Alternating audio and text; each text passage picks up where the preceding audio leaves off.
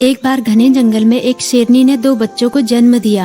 एक बच्चा हिम्मती था और हमेशा जंगल का पता लगाने के लिए उत्सुक था, जबकि दूसरा डरपोक था और अपनी माँ के करीब रहना पसंद करता था। एक दिन जब शेरनी शिकार के लिए निकली तो हिम्मती बच्चा जंगल में काफी दूर तक चला गया और जंगल में ही भटक गया। उसने अपनी माँ के पास वापस जाने का रास्ता खोजने की कोशिश की, लेकिन वह जंगल में ही भटकता रहा।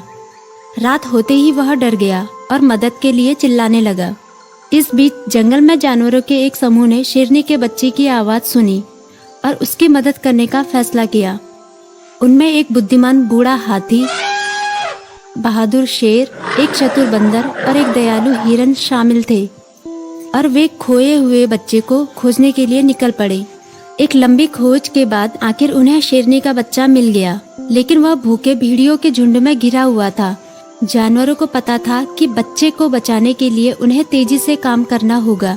शेर बहादुरी से भेड़ियों से लड़ गया, जबकि बंदर ने चालाकी से उन्हें परेशान कर दिया। हिरन ने बच्चे को सुरक्षित स्थान पर ले जाने के लिए अपनी चाल का उपयोग किया और हाथी ने रास्ता साफ करने के लिए अपनी शक्ति का उपयोग किया। अंत में जानवरों ने खोए हुए बच्चे को उसकी माँ के साथ फिर से मिला दिया, जो उसे फिर से देखकर बहुत खुश हुई। उस दिन से हिम्मती बच्चा अधिक सावधान रहने लगा और हमेशा अपनी माँ के करीब रहा।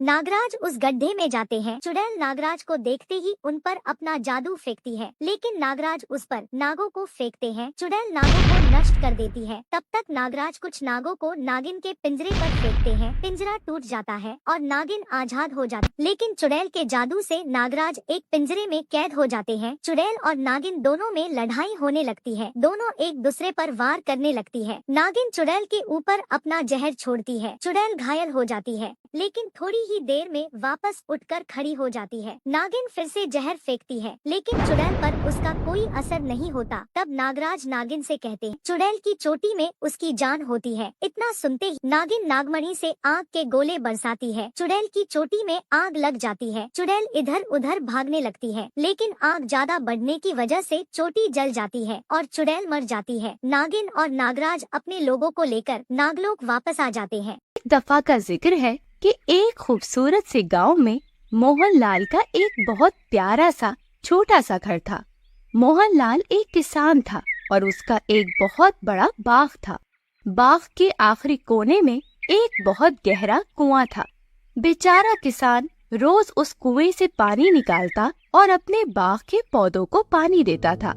एक साल तक बारिश न हुई, गर्मी भी बहुत ज्यादा थी। किसान ने अपने बाग की तरफ देखा और कहा, अगर मेरे पौधों को ठीक से पानी ना मिला तो ये मर जाएंगी। मुझे इनको पानी देना चाहिए, लेकिन कुएं में पानी अब बहुत गहराई में उतर गया है। मैं बहुत बूढ़ा हो गया हूँ और बहुत मोटा भी। ये तो बहुत मेहनत का काम है। मुझे क्या करना चाहिए? ये सोचते हुए वो सड़क की चार दीवारी तक आ गया और आराम करने के लिए एक दरख्त के नीचे एक छोटे से गांव में नेहा, रिंकी और बंकू नाम के 3 बच्चों का एक ग्रुप था, जो जंगल में एक जादुई बगीचे के एक पेड़ से टकराकर नीचे एक सुंदर दरवाजे के पास जा गिरे, जो सूरज की रोशनी में चमकता हुआ दिखाई दिया। जैसे ही वे जादुई बगीचे की सीढ़ी पर चढ़े, अचानक उनके आसपास की दुनिया घूमने लगी और वे समय के साथ एक अलग दुनिया में जा पहुँचे।